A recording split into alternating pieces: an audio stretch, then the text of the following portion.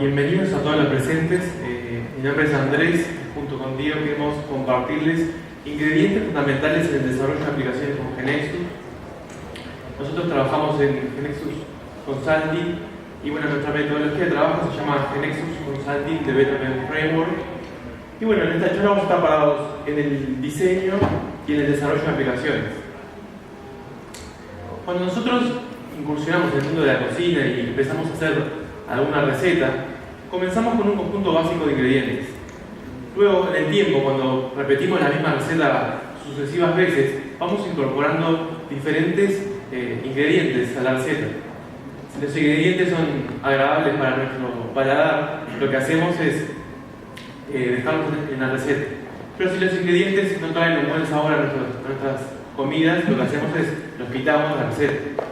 Y es así que esa receta, pasando el tiempo, se va transformando hasta que llegamos a un conjunto de ingredientes básicos para que esa receta quede agradable y sea exitosa. Cuando desarrollamos aplicaciones, nos pasa exactamente lo mismo. Hemos utilizado a veces ingredientes que nos han traído dolores de cabeza y que estamos convencidos que no los queremos volver a utilizar, pero muchas veces también hemos utilizado ingredientes que nos han dado muy buenos resultados en nuestros proyectos y siempre vamos a querer incluirlos en todas las aplicaciones que construyamos. Es por eso que, bueno, en base a la experiencia queríamos comentarle 4 ingredientes fundamentales en el desarrollo de aplicaciones. Los ingredientes que vamos a estar viendo son el diseño, pautas, usabilidad e integración. Y vamos a comenzar por el diseño. En la construcción, cuando hay fallas desde el inicio de diseño, esto provoca que muchas veces solucionar esas fallas sea altamente costoso. Tal es el caso de la Torre de Pisa, que requirió aproximadamente 30 años en el siglo pasado de trabajos y de reconstrucción para poder estabilizar la torre y que en el 2001 recién pudo ser abierta al público para todas las personas. Cuando desarrollamos aplicaciones, nos pasa lo mismo. Si diseñamos mal nuestra aplicación, si diseñamos mal nuestra base de datos, cuando tengamos que solucionar esos problemas, vamos a requerir altos costos de rediseño, de retrabajo, de reprogramación de nuestro sistema. Es por eso que necesitamos prestar mucha atención en la etapa de diseño, ser muy cuidadosos, porque si tomamos malas decisiones, vamos a tener altos costos luego más adelante de retrabajo. Y bueno, queremos dar 2 ejemplos en decisiones que tenemos que tomar de diseño día a día o bastante seguido. Una de las decisiones que tenemos que tomar cuando estamos diseñando nuestras transacciones, nuestras tablas, es definir cuál es la clave primaria de una tabla. Y para eso vamos a poner un ejemplo. Supongamos que tenemos en nuestro sistema una transacción de persona y que a esa persona lo que identifica es el tipo de documento y el número de documento. Lo natural sería tener como clave esos 2 atributos que identifican a dicha tabla. Y esta solución la podemos llamar clave natural o clave del negocio. Pero también la otra solución que podríamos tener es tener una clave autonumerada y esta clave, además de tener la clave primaria que va a ser ese atributo autonumerado, vamos a tener que tener un índice único por tipo de documento y por número de documento para asegurarnos que no tengamos 2 personas con el mismo tipo de documento y número de documento. Ahora, en este caso, ¿hay alguna solución mejor que otra? ¿Podemos decir que la solución con clave natural es mejor o la solución con clave autonumerada es mejor? Bueno, vamos a analizar ventajas y desventajas. El primer aspecto que queremos considerar es la performance. Para la solución con clave natural, nosotros tenemos que definir 2 índices, el índice de la clave primaria y el índice único. En cambio, en la solución con clave natural debemos definir un solo índice. Esto provoca que para la solución con clave autonumerada, tener un índice extra nos requiere un costo extra de mantenimiento para el manejador de base de datos. O sea que cuando hagamos insert, update o delete de nuestros registros en la tabla, vamos a tener un costo extra. Y la performance se va a ver afectada en nuestro sistema. Así que si la performance es muy crítica en nuestro sistema, vamos a ver que quizás la solución con clave natural es una buena opción y tenemos que, bueno, la performance va a ver afectada si usamos una solución con clave autonumerada. Después el otro aspecto que queremos considerar es el de la compresión del modelo de datos. Cuando nosotros entramos en un sistema que quizás no estuvimos trabajando o en un módulo que no estuvimos trabajando y podemos ver las transacciones, los diagramas en GeneXus, nos queda mucho más claro el modelo de datos cuando las claves son naturales o son claves también que se llaman de negocio. En cambio, cuando vemos transacciones con claves autonumeradas, nos cuesta un poquito más darnos cuenta del modelo de datos que tenemos detrás de ellos. Tenemos que tomarnos el trabajo de abrir la tabla, ver qué índices tiene. Bueno, al ver que tenemos un índice único, en este caso por tipo de documento y documento, ahí nos damos cuenta, bueno, que eso es lo que realmente identifica a la persona. Así que podemos ver que, bueno, con claves naturales o claves de negocio, nuestro modelo de datos es más fácil de comprender. Y lo otro que queremos evaluar son los cambios de requerimientos. Y para esto voy a poner un ejemplo. Supongamos que el día de mañana la empresa que utiliza este sistema comienza a expandirse en el exterior y además necesita registrar personas en diferentes países. Ya no podemos decir que el tipo y el número de documentos vamos a garantizar que sean únicos en diferentes países. Por lo tanto, que bueno, lo que pasa a identificar a la persona pasa a ser el país, el tipo de documento y el número de documento.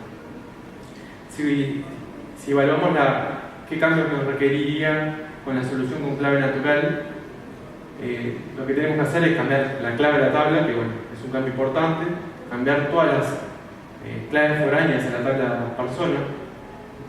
Y además, bueno, cuando tengamos que hacer la reorganización de nuestra base de datos, vamos a tener que tener mucho cuidado de no perder ningún dato, ninguna referencia a la tabla persona. Y además vamos a tener que, bueno, cambiar la lógica de nuestra aplicación de acuerdo al nuevo modelo que tenemos definido. Ahora, ¿qué pasa cuando la solución es autonumerada? En este caso, el único cambio estructural que tenemos es sustituir el índice único con el tipo y el número de documento y bueno, agregarle el país como parte del índice único. No tenemos que cambiar ninguna clave foránea, no tenemos que cambiar no tenemos que cambiar la clave principal de la tabla. Y lo que sí tenemos que hacer, bueno, es tenemos que actualizar la lógica de nuestra aplicación de acuerdo al nuevo modelo de datos. Así que bueno, no podemos decir que una solución es mejor que otra. Como pueden ver, en ambas soluciones tenemos ventajas y desventajas. Lo que sí queremos transmitirles es que en la etapa de diseño tenemos que tomarnos el tiempo para pensar, para evaluar diferentes soluciones y bueno, para cuál es la mejor que se adapta al caso, al escenario que estamos trabajando. No podemos decir que una solución se adapta mejor a todas las circunstancias. Después, otra de las decisiones de diseño que tenemos que tomar es cuando hacemos uso de subtipos. Y para esto vamos a ver un ejemplo. En este ejemplo tenemos estas 4 transacciones en nuestro sistema y podemos ver que desde la venta podemos llegar al país o bien a través del cliente o bien a través del vendedor. Si nosotros quisiéramos hacer un programa que dado la venta o tenga el país del vendedor, escribiríamos algo como lo que está en pantalla, el programa que está en pantalla. Y bueno, ese programa va a especificar, va a compilar, va a ejecutar, pero lo que no estamos seguros si GeneXus va a determinar que va a acceder al país del cliente o al país del vendedor. Eso porque nosotros podemos acceder al país a través del cliente o del vendedor. ¿Cuál es la solución para este problema? Bueno, la solución es poner tanto en la transacción cliente como en la transacción vendedor el país como subtipo.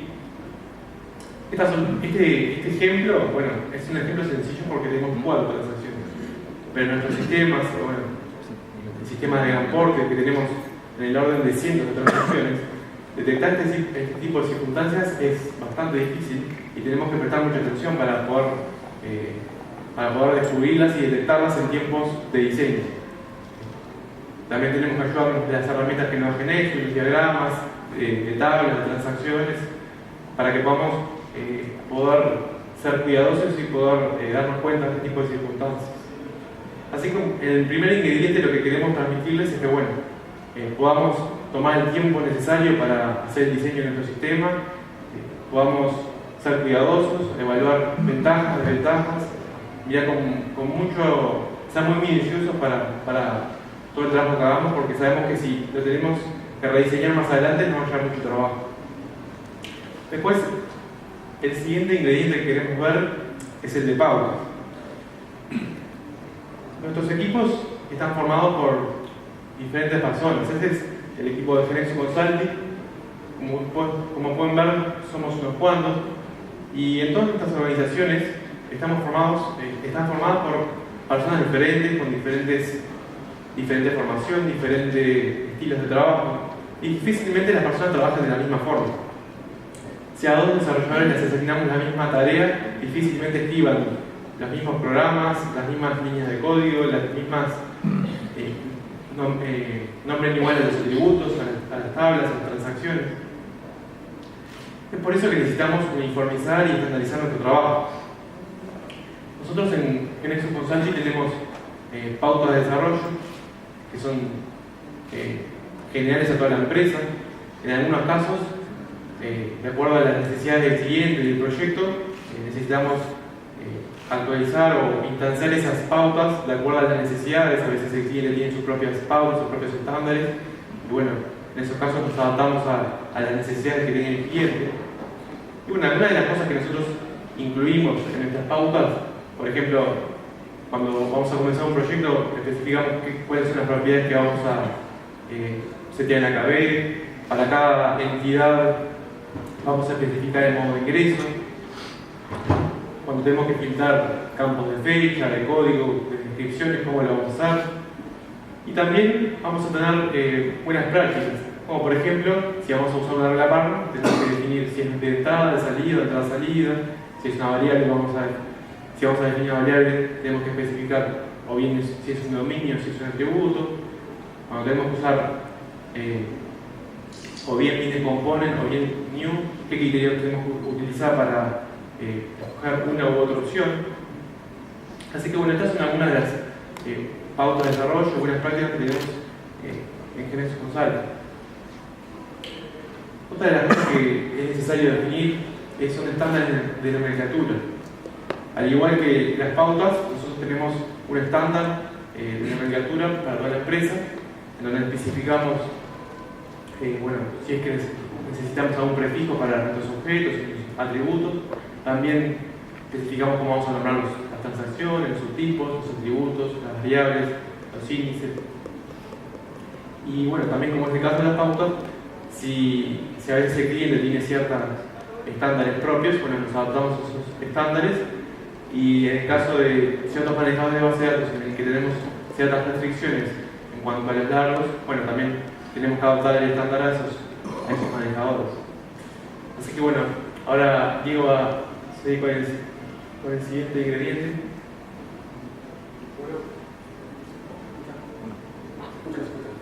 ¿Ahí me escuchan? Bueno, yo voy a hablar del siguiente ingrediente, va a ser usabilidad. Para eso quería empezar con una cita que es que la libre relación rápida dura un corto tiempo, la madura de un sistema inusable dura años. La razón de ser nuestro sistema tiene que ser que los usuarios lo utilicen, si no, el sistema no tiene razón de existir.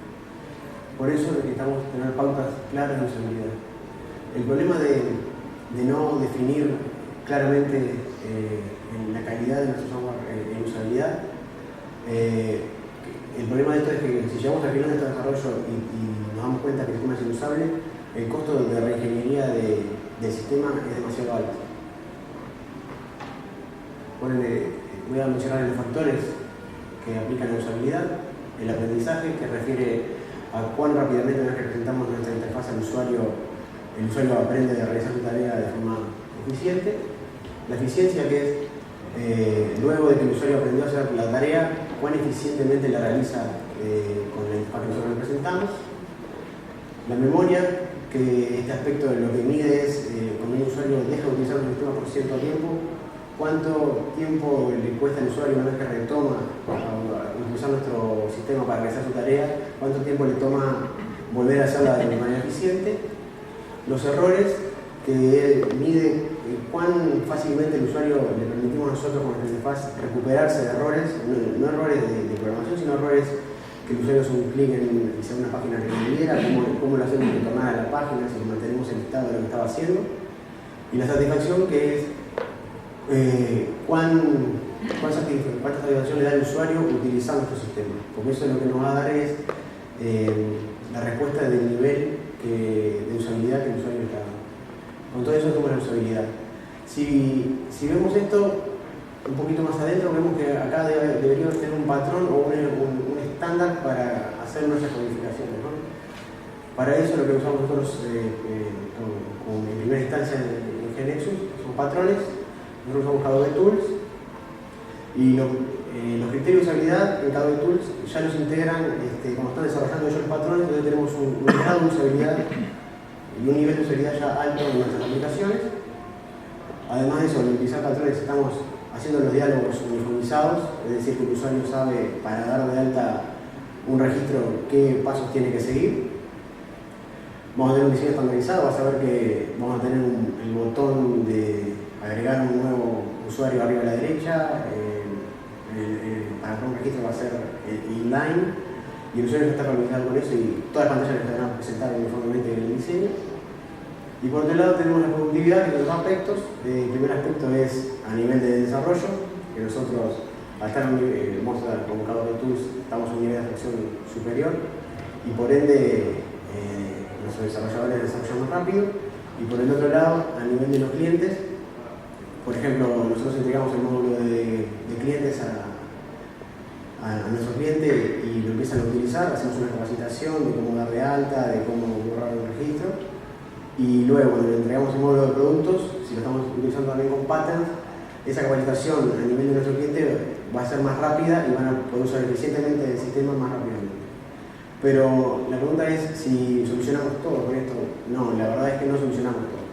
Hay un porcentaje de nuestra aplicación en la cual sí vamos a tener, más allá de que cada vez nos ayude en la usabilidad, hay parte de la aplicación que vamos a tener que tener más cuidado y revisar nosotros la usabilidad.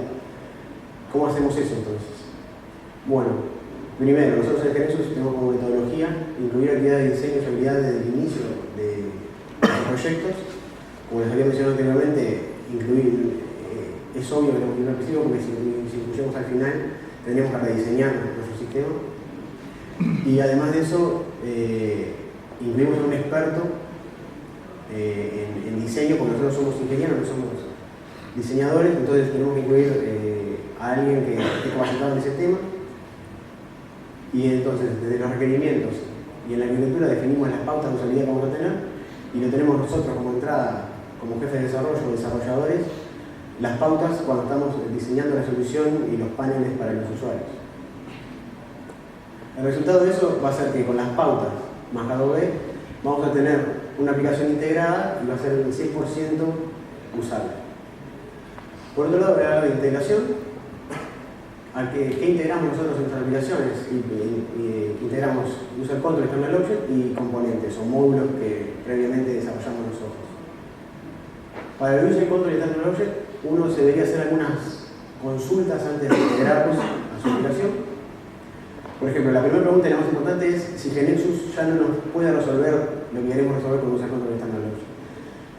Lo principal que tenemos que ver antes de hacernos las siguientes preguntas y evaluar es si GNexus me lo resuelve, debería hacerlo con GNexus por el simple hecho de que me va a ahorrar el mantenimiento o revisión de User Control cuando cambiamos, por ejemplo, de build de GNexus o sale una nueva versión de algún browser y no sabemos si va a funcionar y tenemos que revisarlo. GNexus nos va a ahorrar eso porque ya lo va a hacer per se.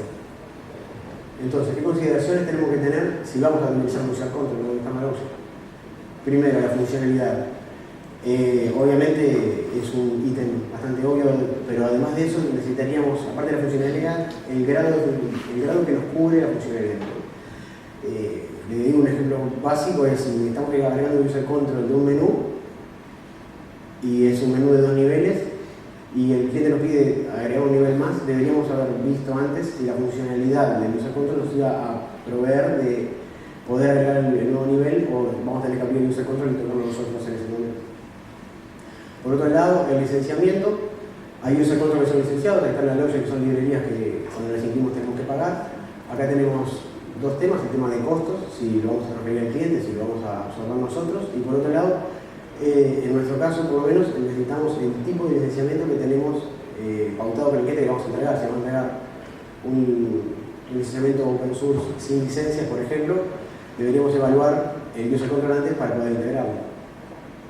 Por otro lado, el mantenimiento, si lo desarrollamos nosotros, vamos a tener que prever quién va a mantener ese user control, las pautas, dónde vamos a guardar, qué aplicaciones tienen, en qué versiones corren. Y si lo va a hacer un user control desarrollado por un externo, debemos hacer una revisión de la empresa, el nivel de soporte que vamos a tener, el nivel de respuesta. Y un tema muy importante para nosotros es el tema de seguridad. Cuando uno pone algo externo en su aplicación que no está desarrollándose con Nexus, puede estar incluyendo vulnerabilidades a nivel de seguridad en el sistema. Lo que hacemos nosotros es, cuando vamos a incluir un user control standard object, hacemos una reunión con el equipo de seguridad de Nexus Consulting, evaluamos cómo está desarrollado, qué es lo que implica y vemos si lo podemos integrar o no en nuestra aplicación. Por otro lado tenemos los componentes, que los componentes utilizables son módulos que desarrollamos nosotros o partes de aplicación que nos damos cuenta que se repiten, que podríamos utilizar en diferentes proyectos, y tenemos algunas pautas para cuando los desarrollamos, cuando los sacamos de una aplicación, de un proyecto para poder integrarlo a los demás, cómo hacemos que ese módulo sea integrable fácilmente. Y en ese momento nos presenta algunas dificultades cuando estamos realizando esto. La primera es el tema de la importación. Si uno tiene definido el dominio de descripción en el módulo y en la KB de diferente tamaño, tenemos que ver si lo estamos sobreescribiendo o no, y si lo sobreescribimos no quería hacer una reorden en toda nuestra aplicación, o si no lo sobreescribimos no va a cambiar en nuestro módulo el dominio de descripción. Lo que hacemos nosotros, atado un poco a lo que decía Andrés de nomenclatura, es cuando vamos a tener un componente reutilizable, hacemos fuerte hincapié en la nomenclatura para que no se repita en las aplicaciones. Es decir, por ejemplo, le ponemos como prefijo a todos los componentes de la aplicación el nombre del módulo. Entonces, cuando hacemos la importación, tenemos la certeza de que no vamos a estar sobreescribiendo nada. Por otro lado, es la versión de GNexus. Aquí lo que revisamos es tener siempre el módulo que vamos a tener como integrable en la versión más baja posible de GNexus. Esto es porque es mucho más simple hacer un upgrade de una importación, cuando uno importa en una KB, que hacer un upgrade, porque pueden haber cambiado algunas properties o sea, que se pueden sumar al XPZ que uno exporta, y en ese caso debería tocar el XPZ o tratar de realizar a mano la integración del módulo. Por otro lado tenemos el tema de la actualización, y eso lo hacemos con servicios. Aquí lo que quiero comentarles es que nosotros cuando pensamos que tenemos un módulo, orientamos el componente reutilizable a servicios. Eso quiere decir que nosotros tenemos puntos de escape en nuestra aplicación, los cuales tienen la firma en la cual el desarrollador del proyecto puede poner su código. Un ejemplo básico de eso, si tenemos un componente para envío de mails, tendríamos un punto de escape que sería la carga de lista de mails a los cuales se va a enviar un mail. Y estos servicios, lo que tenemos que tener en cuenta es tenerlos aparte de nuestra aplicación identificados para cuando hagamos actualizaciones de ese módulo integrable, no sobreescribir los puntos de escape que el desarrollador ya codificó para no cambiar su negocio y tener que reescribirlo, ¿no? Y por último, otra cosa que tenemos que tener en cuenta, que tenemos comentada, es si tenemos external objects en nuestros componentes. Por ejemplo, si tenemos un dashboard que usa por detrás alguna clase .NET, por ejemplo, deberíamos tener, para que pueda ser integrable en cualquiera de los proyectos, documentado y desarrollado ya el mismo objeto externo en Java, por ejemplo, para que pueda ser integrado. Cuando conseguimos esta pauta para nuestros componentes, lo que tenemos en ese caso es un componente que vamos a poder integrar rápidamente en nuestra cabeza sin tener que hacer retrabajo cuando integramos. Bueno, esos fueron los ingredientes que les presentamos hoy. Los invitamos a que los prueben, a que nos interesen en su proyecto para hacer desarrollos con Nexus mejores. Muchas gracias.